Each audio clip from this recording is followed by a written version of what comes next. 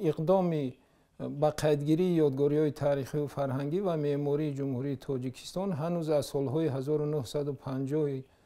قرن گذشته در زمان سابق دولت شوروی آغاز یافته بود و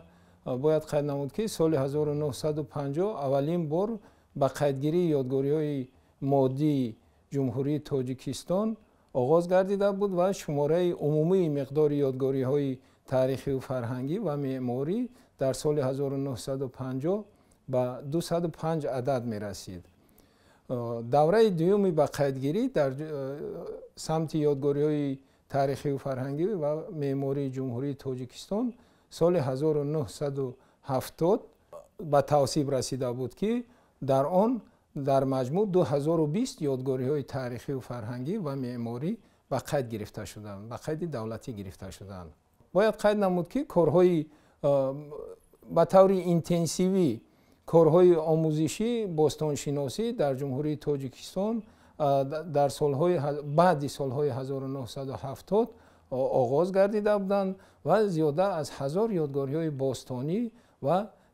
یادگاری‌های تاریخی و فرهنگی دیگر آموزش یافتند و خوشبختانه من در زمان صاحب استقلالی کشور آنها به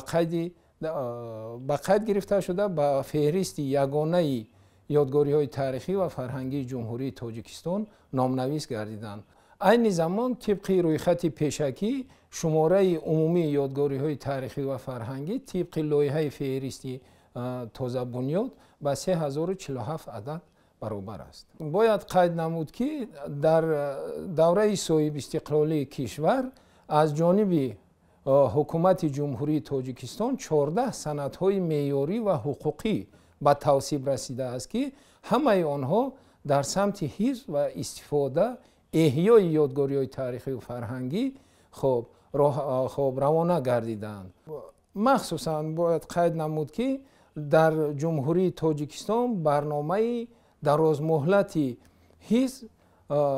و احیای یادگاری‌های تاریخی و فرهنگی برای سالهای 2012-2020 از جانب حکومت بواسطه با مبلغ گذاری از حساب بودجه حکومتی به توصیب رسیده است. حکومت جمهوری تاجیکستان برای ترمیم و برقرارسازی و ترغیب یادگاری‌های تاریخی و فرهنگی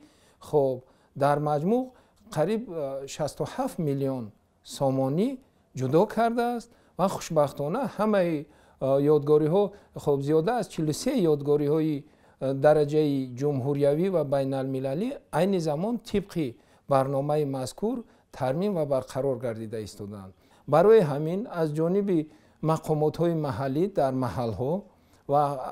از جانب مؤسسه‌های زیرتابع وزارت فرهنگ در محل‌ها مثلا در وادی زرافشان، ولایت سوق، ناحیه‌های تابع جمهوری تاجیکستان، ولایت ختلان، منطقه قرغانتپه و منطقه کولاب، ولایت مختار کوهستان بدخشان به واسطه با طبق قرار کلگیای وزارت فرهنگ جمهوری تاجیکستان ناظران منطقوی تعیین و تصدیق گردیدند که به واسطه وظیفه اولین درجه آنها حفظ و نگاهبینی یادگاری‌های تاریخی فرهنگی در محل‌ها می باشد.